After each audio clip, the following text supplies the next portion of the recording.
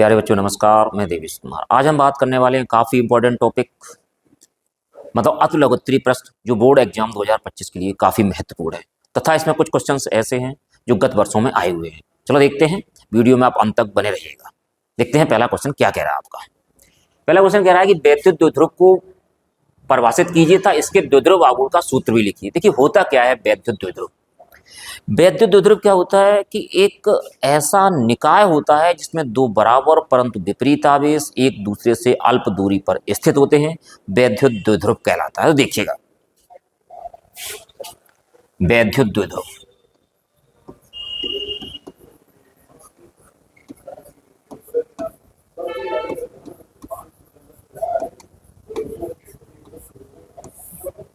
वैद्युत द्विध्रुव एक ऐसा निकाय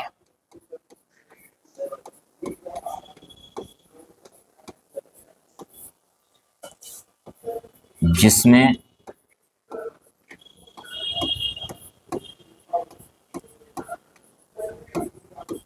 दो बराबर परंतु विपरीत आवेश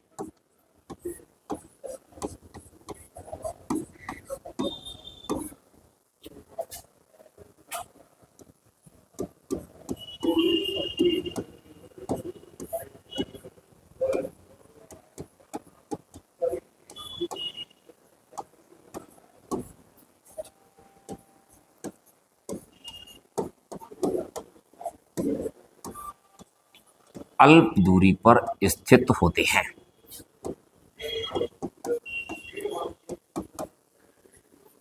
वैद्युत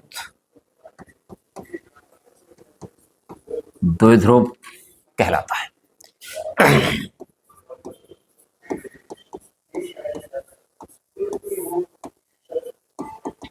जैसे हम देखते हैं एग्जाम्पल में हमारे पास HCl अणु होता है, तो ये हमारे पास क्या रहा, वैद्युत द्विध्रुव रहा। अब बात है वैद्युत द्विध्रुव आघूर्ण की। जैसे मान लेते हैं हमारे पास एक वैद्युत द्विध्रुव है, इसमें AB जो कि -Q व +Q आवेशों से मिलकर बना हुआ है और दोनों आवेशों के बीच की जो दूरी है वो हमारे पास 2L है। जो वैद्युत द्विध्रुव आघूर्ण होता है वो पता क्या होता है, वैद्युत द्विध्रुव के किसी एक आवेश तथा दोनों आवेशों के बीच की दूरी के गुणनफल के कैसा होता है, बराबर होता है। तो देखिएगा क्या होता है वैद्युत द्विध्रुव आघूर्ण। वैद्युत द्विध्रुव आघूर्ण, इसको P से प्रदर्शित किया जाता है। क्या होता है, एक आवेश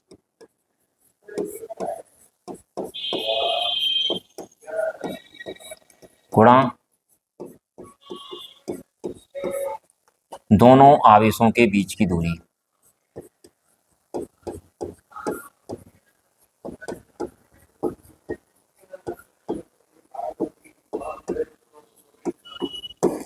तो P इज इक्वल टू क्या हो जाएगा, Q इंटू 2L। तो P is equal to 2QL। ये रहा हमारे पास वैद्युत द्विध्रुव आघूर्ण। अगर इसका मात्रक दिखा जाए तो P का मात्रक बराबर क्या रहेगा, Q का मात्रक गुणा L का मात्रक, तो इसका मात्रक रहेगा कूलाम मीटर।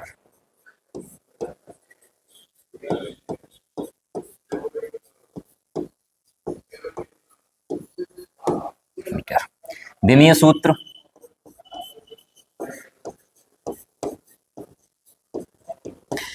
Q का कितना होता है, AT होता है, L का L होता है, तो विमीय सूत्र इसका कितना रहेगा, विमीय सूत्र इसका रहेगा ATL, और जो राशि है ये है सदिश। तो आप समझ गए होंगे कि वैद्युत द्विध्रुव आघूर्ण क्या होता है। दोनों वैद्युत द्विध्रुव के किसी एक आवेश तथा दोनों आवेशों के बीच की दूरी के गुणनफल को हम क्या कहते हैं, वैद्युत द्विध्रुव आघूर्ण कहते हैं। किससे प्रदर्शित करते हैं, P से प्रदर्शित करते हैं। चलो अब देखते हैं अगला क्वेश्चन क्या कह रहा है आपका। अगला क्वेश्चन कह रहा है एक प्रोटॉन और एक अल्फा कण, ये अल्फा कण है यहाँ पे, समान वेग से गति कर रहे हैं, इनसे संबद्ध डी ब्रोगली तरंग दैर्ध्य में संबंध ज्ञात कीजिए। सबसे पहले देखिएगा डी ब्रोगली तरंग दैर्ध्य का व्यंजक क्या होता है। Lambda is equal to h upon क्या होता है, एच अपॉन एम बी होता है। तो हमारे पास सबसे पहले क्या होता है, वी हैव हम लिखेंगे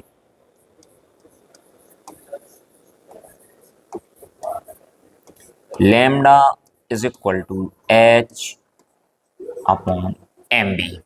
यहां समझिएगा हमारे पास एच हमारे पास क्या है, एच है प्लांक नियतांक, एम कण का द्रव्यमान है, बी क्या है, कण का वेग है।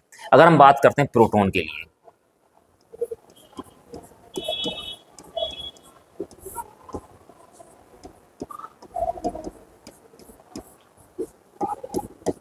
और क्वेश्चन में कह रखा है कि समान वेग से गति कर रहे हैं तो जो वेग प्रोटॉन का होगा वही वेग किसका होगा, अल्फा कण का होगा। तो देखते हैं इसमें, तो लैम्डा पी मतलब प्रोटॉन के लिए हमारे पास डी ब्रोगली तरंग दैर्ध्य कितनी हो जाएगी, h upon m p into v, equation number first. M p मतलब प्रोटॉन का द्रव्यमान गुणा प्रोटॉन का वेग, वेग तो समान है ही हमारे पास। अब बात करते हैं अल्फा कण के लिए,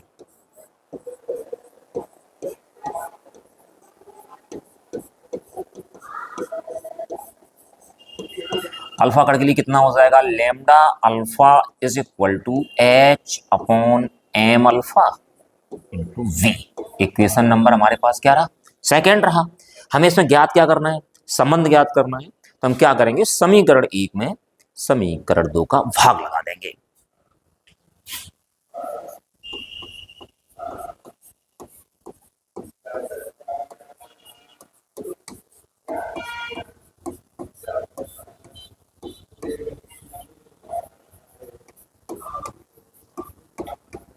समीकरण 1 में हमने समीकरण 2 का भाग लगा दिया, तो क्या बचा, lambda p upon lambda alpha is equal to, lambda p हमारे पास कितना, h upon m p into v upon h upon m alpha into v. पहली और चौथी का गुणा होता है और दूसरी और तीसरी का गुणा होता है। तो हमारे पास क्या आ जाएगा, lambda p upon lambda alpha is equal to h into m alpha v, h m p v, v से वी चला जाएगा, एच से एच चला जाएगा, तो क्या बचेगा, lambda p upon lambda alpha is equal to m alpha upon m p. ये रहेगा डी ब्रोगली तरंग दैर्ध्य में संबंध। लैम्डा पी क्या है, प्रोटॉन की डी ब्रोगली तरंग दैर्ध्य है, लैम्डा अल्फा क्या है, अल्फा कण की डी ब्रोगली तरंग दैर्ध्य है, एम अल्फा क्या है, अल्फा कण का द्रव्यमान है, और एम पी क्या है, प्रोटॉन का द्रव्यमान है। तो ये रहा आपका ये क्वेश्चन। अब देखते हैं अगला क्वेश्चन आपका क्या कह रहा है। क्वेश्चन कह रहा है कि 6000 एंगस्ट्रॉम तरंग दैर्ध्य की समांतर किरण पुंज 3 × 10⁻⁶ मीटर चौड़ी झिर्री पर लंबवत आपतित हो रही है। प्राप्त विवर्तन प्रारूप में केंद्रीय उच्चिष्ट की कोणीय चौड़ाई ज्ञात कीजिएगा। केंद्रीय उच्चिष्ट की कोणीय चौड़ाई ज्ञात कीजिएगा। इधर देखिएगा लैम्डा बराबर हमारे पास कितना है, लैम्डा बराबर हमारे पास है 6000 एंगस्ट्रॉम। 6000 एंगस्ट्रॉम को हम किस में बदलेंगे, एंगस्ट्रॉम को बदलेंगे मीटर में, और एंगस्ट्रॉम को मीटर में बदलने के लिए हमें क्या करना पड़ता है बेटा, 10⁻⁻10 का गुणा करना पड़ता है। तो लैम्डा इज इक्वल टू हमारे पास हो जाएगा 6000 × 10⁻⁻10।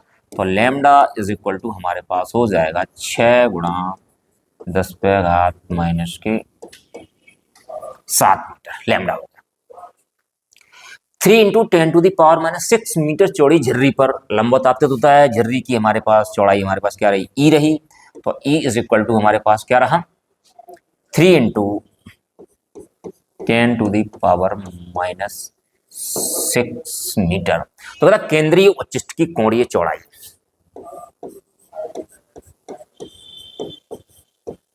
केंद्रीय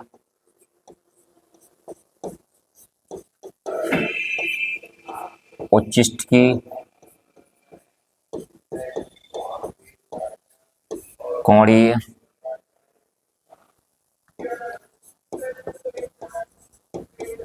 चौड़ाई बराबर हो जाएगा 2 लैम्डा अपॉन ई। यहां आप इसमें वैल्यू लगा देंगे तो बराबर देखिएगा 2, लैम्डा की वैल्यू कितनी है, 6 × 10⁻⁷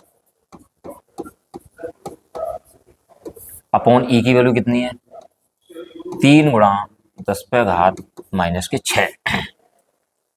3 से कट जाएगा, कितनी बार कट जाएगा 2 बार कट जाएगा, 3 दूनी 6, तो 2 दूनी 4 गुणा 10⁻⁻7 और गुणा 10 किसका हो जाएगा प्लस का 6 हो जाएगा, तो 4 गुणा 10⁻⁻1, तो हमारे पास कितना हो जाएगा 0.4 थीटा होता है, कोण किस में आ जाएगा रेडियन में आ जाएगा, तो हमारे पास केंद्रीय उच्चिष्ट की कोणीय चौड़ाई कितनी रहेगी 0.4 रेडियन। कह रहा है किसी विद्युत सेल के विद्युत वाहक बल का अर्थ समझाइए। देखिएगा क्या होता है विद्युत वाहक बल। तो विद्युत वाहक बल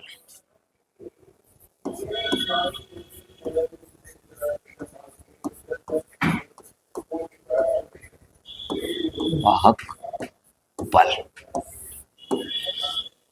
होता क्या है, परिभाषा होती है एकांक आवेश को पूरे परिपथ में प्रवाहित करने में सेल द्वारा जो कार्य किया जाता है या सेल द्वारा जो ऊर्जा दी जाती है वह उस सेल का विद्युत वाहक बल कहलाता है। इसे कैपिटल ई से प्रदर्शित करते हैं। देखिएगा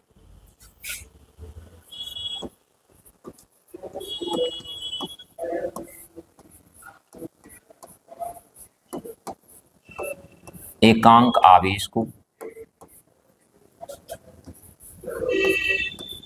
पूरे परिपथ में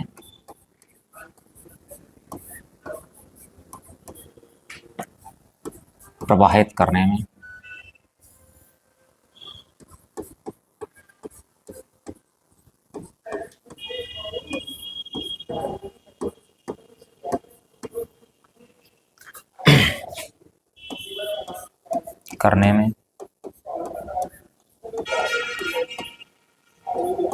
सेल द्वारा जो कार्य किया जाता है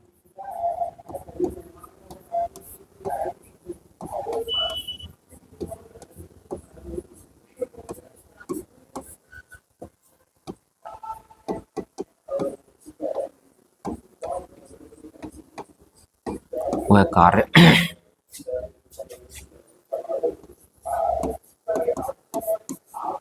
उस सेल का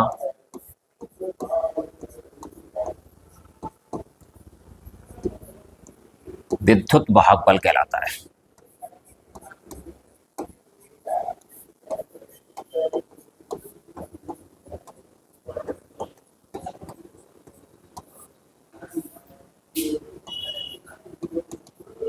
इसे कैपिटल ई से प्रदर्शित करते हैं।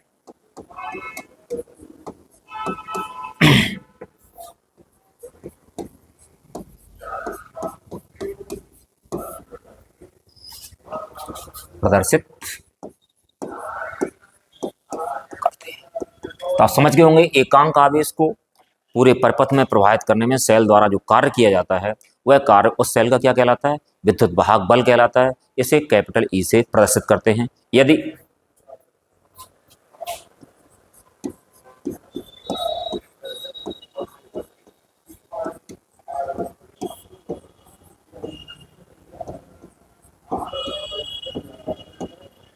आवेश Q प्रवाहित करने में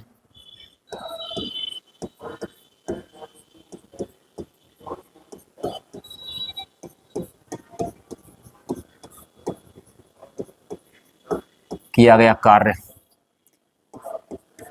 W है, तब विद्युत वाहक बल E बराबर हमारे पास हो जाएगा W/Q। इसका अगर मात्रक देखा जाए तो E का मात्रक बराबर क्या हो जाएगा W का मात्रक बटे Q का मात्रक। इसका मात्रक रहेगा जूल प्रति कूलाम।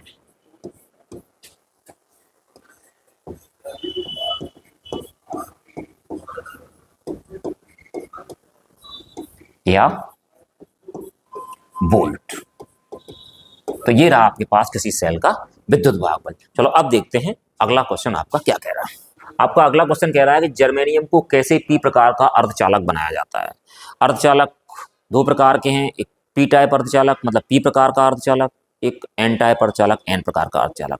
पी प्रकार का अर्धचालक वो होता है जब जर्मेनियम क्रिस्टल में कोई 3 संयोजकता वाला अपद्रव्य परमाणु मिश्रित कर दिया जाता है, तब पी टाइप अर्धचालक बनता है। अगर 5 संयोजकता वाला अपद्रव्य परमाणु मिश्रित कर दिया जाए तो एन टाइप अर्धचालक बनता है। तो इसमें हम क्या लिखेंगे, हम लिखेंगे जर्मेनियम क्रिस्टल में जब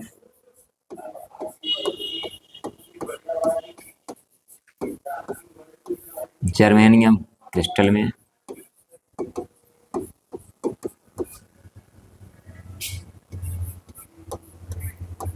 तीन संयोजकता वाला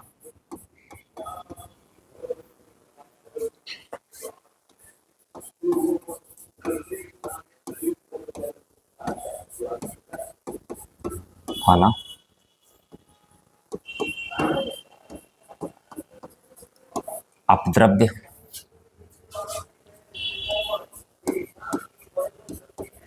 परमाणु मिश्रित किया जाता है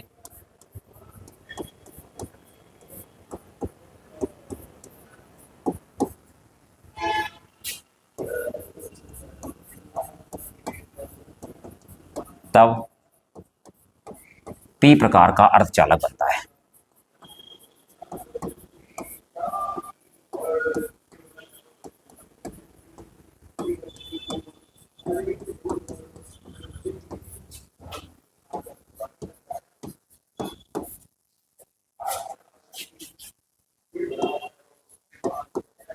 अगर यहीं पे एन टाइप अर्धचालक की बात होती तो इसमें क्या करते हैं, 5 संयोजकता वाला अपद्रव्य परमाणु मिश्रित कर दिया जाता।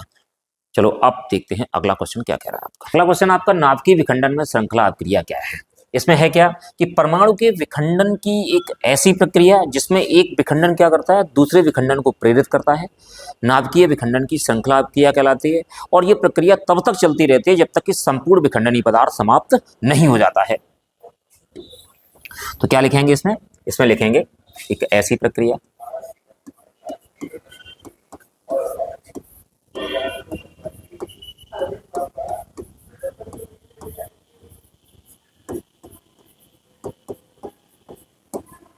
जिसमें एक विखंडन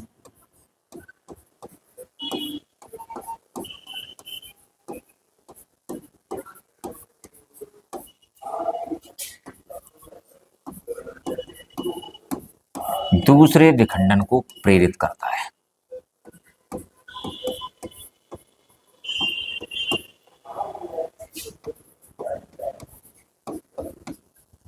प्रेरित करता है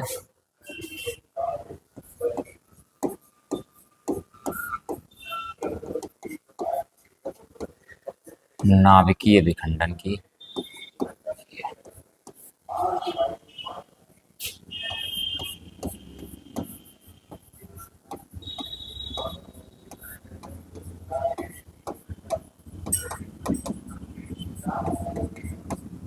श्रृंखला अभिक्रिया कहलाती है।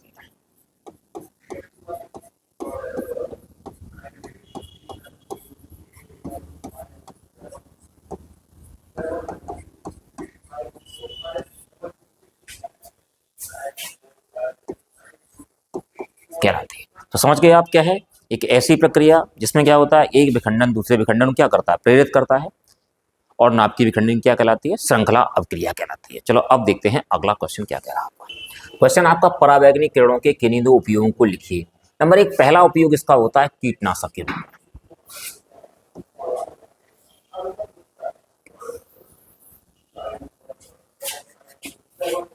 पहला उपयोग होता है कीटनाशक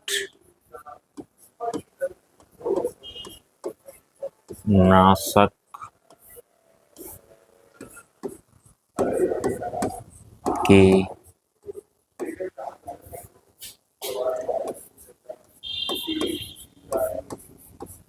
रूप में। दूसरा उपयोग अंगुली के निशानों का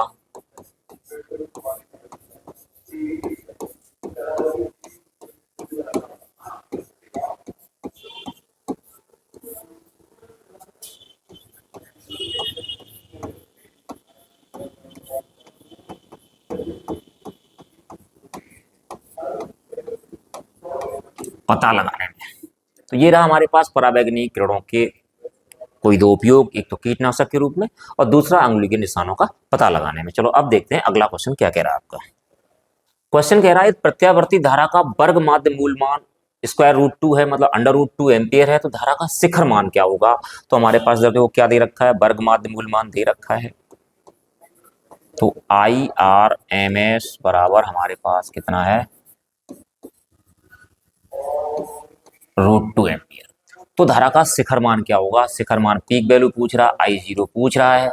बी है हमारे पास फार्मूला क्या होता है, IRMS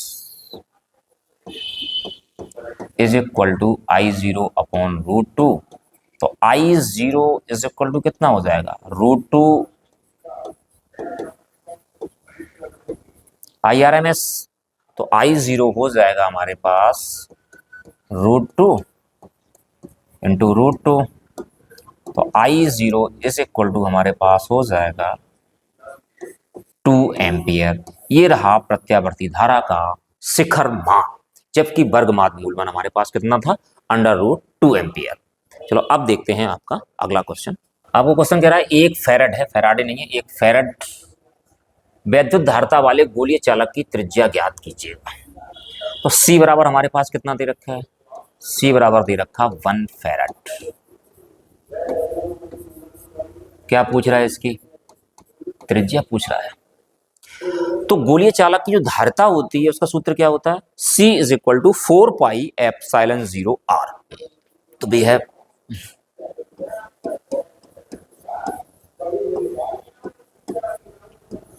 C is equal to 4πε0r। तो R इज इक्वल टू कितना हो जाएगा, C अपॉन 4πε0। तो यहां से हम क्या करेंगे, R is equal to 1 upon 4πε0 और इंटू C। तो 1 अपॉन 4πε0 की वैल्यू कितनी होती है, 9 गुणा 10⁻9 और C की वैल्यू कितनी हमारे पास है, 1। तो R इज इक्वल टू हमारे पास हो जाएगा 9 गुणा 10⁻9 मीटर। यदि किसी गोलीय चालक की धारिता 1 फैराड है तो उसकी त्रिज्या कितनी होगी, 9 गुणा 10⁻9 मीटर होगी। आज के वीडियो में इतना ही, फिर आपको मिलते हैं अगले वीडियो में कुछ नए क्वेश्चंस के साथ। उम्मीद है कि आप लोगों को ये क्वेश्चन समझ में आ गए होंगे। यदि ये क्वेश्चंस आपकी समझ में आ गए हों तो आप चैनल को सब्सक्राइब कर दें, वीडियो को लाइक कर दें, साथियों के साथ शेयर कर दें। धन्यवाद।